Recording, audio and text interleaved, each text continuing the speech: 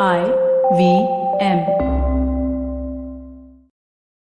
Hi everybody, just wanted to ask everyone for a quick favor. We're running a brand survey right now and would really appreciate it if you could let us know what you think about the advertising on IVM. Go to ivmpodcast.com/survey and do let us know. As part of this, we'll be selecting 10 random participants and sending them some IVM swag, so do fill out those surveys.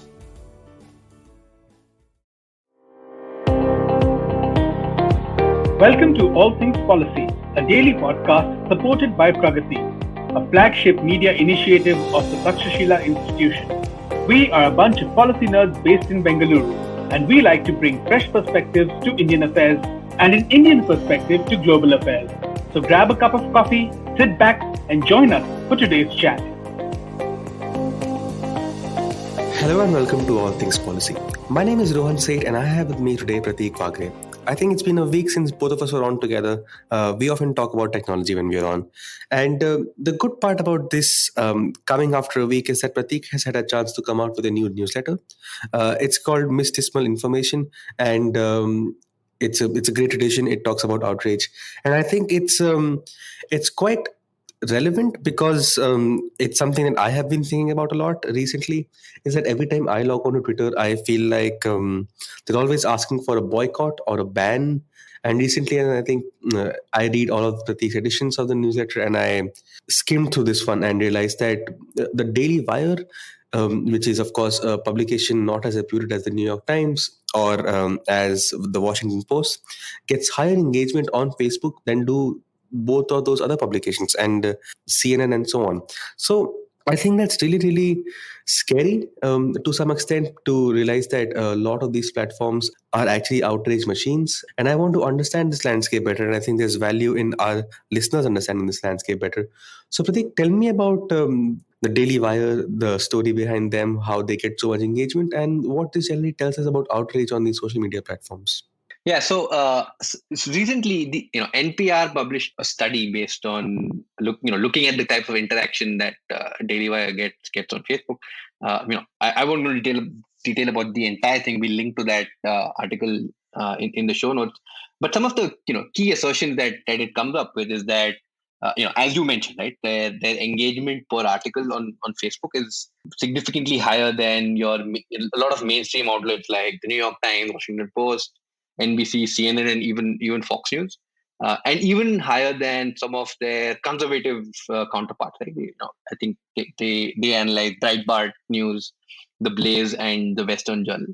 Again, just a side note to point out here that engagement is not necessarily always the same thing as reach, but in the absence of us, researchers and the like having access to that information, engagement is typically used as a proxy to get a sense of reach, even though Facebook will contest that, right? But until we have another measure, I think we'll continue to see engagement being used in this way as a form of as a proxy, right? But coming quickly back to the NPR study, then also claimed that the way the Daily Wire covers a lot of things, it essentially repackages existing content, but it covers it with a slightly conservative slant, right?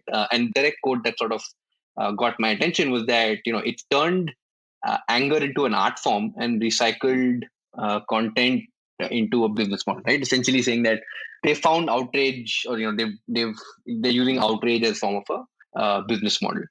There have been a number of books written on this subject. I tried to go through two of them to understand this a little more in the edition. And again, a minor clarification: it was not a new edition; it was a recent edition. And so the first book that I looked at was The Outrage Industry. This is written by Jeffrey M. Berry and Sarah Soberai. And in that, they define outrage as a genre. Now, keep in mind, this was written around 2013, so there is a lot of focus on talk radio in the US, TV news and blogs. Not so much focus on social media in its current form, but you can see extensions in some of the attributes and the characteristics they've defined and they've spoken about. Right? Now, on outrage itself, I think they do the important job of distinguishing it from emotion, right? In the sense that, look, there is room for emotional speech in public and political discourse. And very often emotional appeals themselves are not outrageous. And that's a quote from the book. But they say what makes Outrage different are is the tactics that are used, right, to provoke emotional response, right? And they define about 7 attributes for this type of content, right? I'll just run through them quickly. The first is that Outrage has a discursive style to get reactions through things like overgeneralization, sensationalism, misleading information, ad hominem attacks, and ridicule.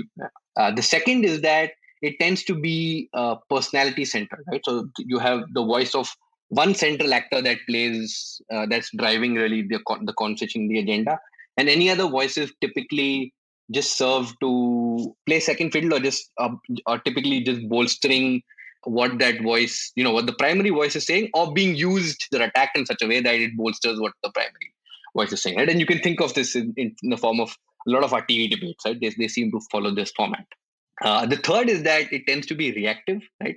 It's always talking about so and so event happened and this is how we need to unpack it or interpret it, right? The next is that there's an element of ideological selectiveness, right? Which to some extent follows from the reactive nature, in the sense that you are reacting to something, so you can choose what you want to react to, and that's where the selectiveness comes in.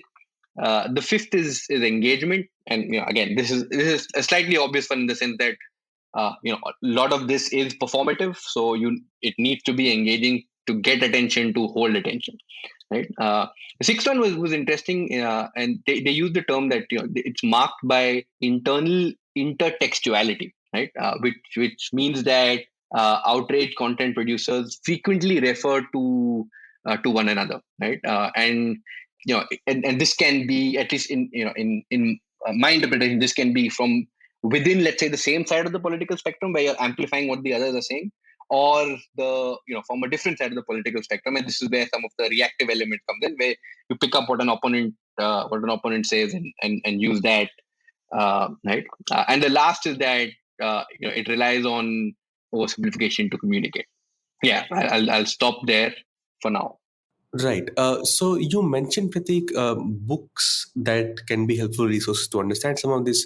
And from what I can understand, if outrage is such a business model, then like maybe there's some demand side economics and supply side economics that can help us make sense of this. So tell me a little bit about the books, about Angrynomics, I think one of them was, and the other one I can't recall. But tell me about what they say, and what the argument is there for the economic incentives. Yeah. So one of them is the outrage industry, which we were talking about. That speaks a lot about the supply side of it, right? And in the sense that the earlier scenario was you had limited venues, as they call it, right, where you could broadcast to the public. So the incentives for content producers there was typically to offend the least amount of people possible, right? Now with and again, I'll go back to the fact that this is written in 2013, right? So you can imagine that some of the dynamics have accelerated, right, over the last 7-8 years. But today you have essentially a fragmented public sphere, where there isn't necessarily a limitation, right, on who can broadcast, and how you can communicate at large scale, right? There are plenty of avenues to do that, right? So the increase in these venues, again, as they define them, also means that you no longer, the incentives to offend the least number of people aren't necessarily as strong.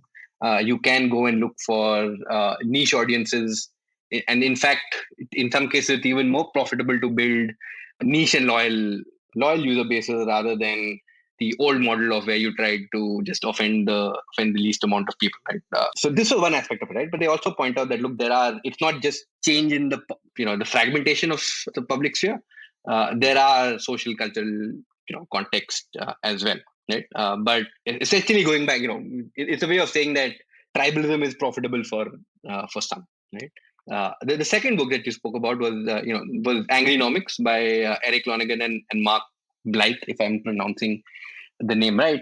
An interesting connection, in the sense that the term Anguinomics is a play on economics, and they say that essentially anger, which is the most powerful human emotion, and I'm quoting here, right, has become the arc that connects the dry statistical world described by technocrats, policy wonks, and politicians with the world as we experience it. Right? So it's basically saying that economics turns to Anguinomics when there is a disconnect between the world of models as we describe it and the world that people experience, right? And then that leads to two different types of anger, which they call public anger and private anger. We'll focus more on the public anger aspect for this conversation, and to that also they say there are two sides to it. Right? There is a moral outrage element to it, which is described as the positive form, which seeks to draw attention to a problem that needs to be fixed. And then the flip side of that is tribal rage, which is a negative form that wants to dominate the conversation or suppress another viewpoint or destroy something, right? Where this gets interesting now is the difference between I think moral outrage and tribal rage is there is an element of subjectivity here, right? What one person may view as a form of an intervention based on moral outrage, for someone else may just look at it as a question of tribalism, right? That's why there are two different sides to public anger. Right. I have a couple of questions, but before we get into that, let's take a quick commercial break. Hey, it's been another great week on the IVM Podcast Network. On Advertising is Dead, Jimmy's Cocktail founder and CEO Ankur Bhatia shares insight on the home bar experience. Hunt's, India's most widely read Hindi literary magazine, is now available as Hunt's Bani, a podcast on the IVM network. Do check out curated stories, poems, ghazals, and a whole lot more. For a glimpse of Marathi culture through the ages, do check out Marathi Kid Tun for a glimpse of sweet nostalgia. Did you know people pay more attention to YouTube ads than TV ads? Get smarter with Sid as he explores some of the reasons. On The Habit Coach, Ashton talks to Angus Nelson and they talk about manhood, myths, coaching, and a whole lot more. And on The Wire Talks, learn more about the unrecognized women screenwriters of Bollywood. Do follow us on social media. We're IVM Podcast on Twitter, Facebook, Instagram, and LinkedIn. And remember, if you're enjoying this show or any other show for that matter, please do tell a friend. That's really helpful for us. And finally, we'd like to thank the sponsors on the network this week, Ciet Cred, Bank of Baroda, Intuit India, and CoinSwitch Kuber. We really do appreciate the support. Hi, we are back and talking about outrage and the outrage industry with Prateek. So Prateek, I realized that there is, how do I put this? That a lot of what you've talked about is in about how social media platforms operate is sort of, well, you can say that a big part of it is just how these platforms generate engagement, how these platforms make money. I also feel like maybe there's a chance that the algorithm that dictates our feeds can be tweaked to sort of change how sort of outrage is processed. So tell me, in your view, how much of this is actually based on the economic incentive of keeping us outraged, and how much do you think can be fixed via just tweaking the algorithm alone? That's, I think, it's a hard question, right? It's a very interesting question. You certainly can't downplay the role of the algorithm or the incentives, right? For platforms, we're calling this the attention economy. They want to maximize the amount of attention they receive, right? So there is certainly that element that's there. Which means that, look, you want people to spend advertising, you spend people more time on platforms so that they can be targeted with ads. What that means, and this is a point that I think a paper, again, I'll link to that in the show notes, recently made as well. And this was about, I think, 16, 17 social scientists came together to say that, look, a lot of development with these communication technologies over the last 10 years have not happened in keeping in mind the healthy nature of public discourse. It's been incident. It happened so that people can be targeted with ads, and everything else is incidental, right? That's the claim that they've made, and to some extent, it seems intuitive. It rings true, right? That a lot of the development around the way these social media platforms, or what we call digital communication networks, right, have evolved. A lot of it has been to enable the advertising business model, right? Which has, again, I'm deliberately not painting this in black and white because it is a very nuanced conversation, right? It's very easy to say that, oh, this is all good or this is all bad, but the reality is that there is a lot of nuance there, right? The other aspect to it is also that, look, while the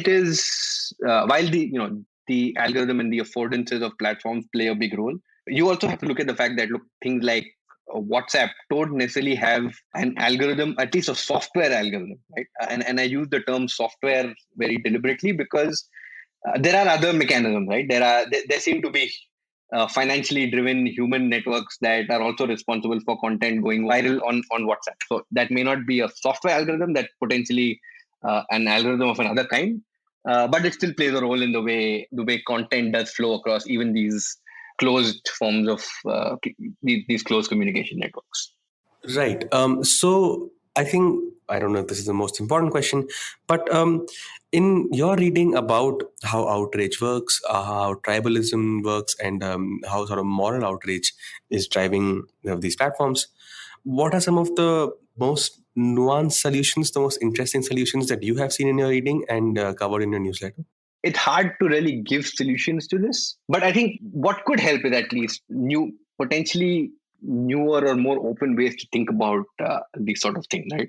We tend to approach them as a binary. It's like, hey, it's like, hey, if you outrage about something, you're also amplifying it, right? While yes, that may be true, that by itself, right? Amplification by itself is not necessarily a good thing or a bad thing, right? It has effects, right? And I think so there are, I think, largely four things that I try to keep in mind, right, when thinking about these things. One is that, look, the effects of these such things will be ambivalent, right? And I use the word ambivalent deliberately, derived from Whitney Phillips' book, The Ambivalent Internet. But you're essentially trying to say that, look, they're not going to have very clear effects. We're going to have to look under the hood a little bit to have different types of effects, working for and against each other. It's not as straightforward as if you do X, Y is always going to be the output. That's not always the case. The second is that we will see a lot of parallel feedback loops within these interactions or within these cycles, right? Now, when I initially written this, I had software algorithms in mind, as I said earlier. But I think since then, my thinking has evolved a little bit to say that, look, yes, there is an element of an algorithmic reward as well, but there are other incentives at play as well. Ultimately, for us, it's going to be a tension between taming the beast and feeding the monster, right? How do you tame this tribal rage aspect of it without necessarily feeding it through amplification and things like that, right? Because that also plays a role, even though it's not always as straightforward as we think. And what should, as far as possible, matter to us are our outcomes, right? And what I had done for this, and this might be a little hard to convey over a podcast, is that I had initially tried to map out and what I had then called anatomy of an online conflict, right? Which starts off with someone making a post that's dangerous or contentious in some way or the other, and then look at how two groups react to it. And again, without going into too much depth of that, again, we'll include a link to that. But what essentially happened, again, when I initially thought of it, it was of anatomy of an online conflict. But I think over time, again, it seems like any interaction will follow that, right? And in an earlier edition, I had run a case study of that through when Kangana Ranaut's Twitter account was suspended, right? And I'd done that. And what typically happens is you have Group A and Group B that interact with each other with what I like to call a cloud of conflict, where both of them resort to things like whataboutery, accusation, counter accusation, pointing out harms. All of them do this.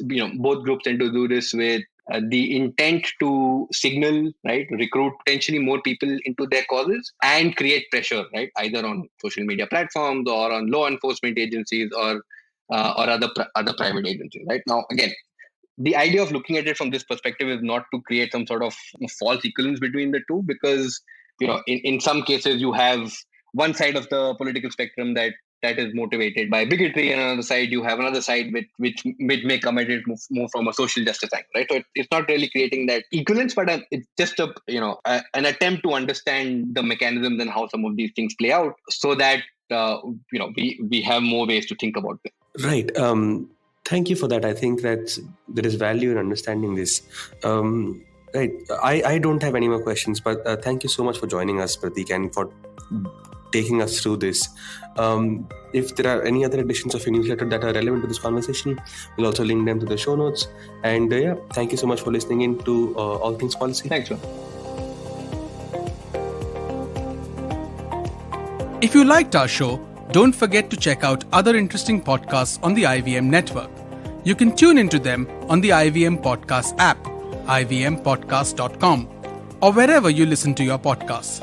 You can also follow IVM on social media. The handle is @IVM Podcasts on Twitter, Facebook, and Instagram. And hey, if you'd like to dive into Takshashila's research on technology, strategy, and economic affairs, check us out at our Twitter handle @TakshashilaINST or our website takshashila.org.in.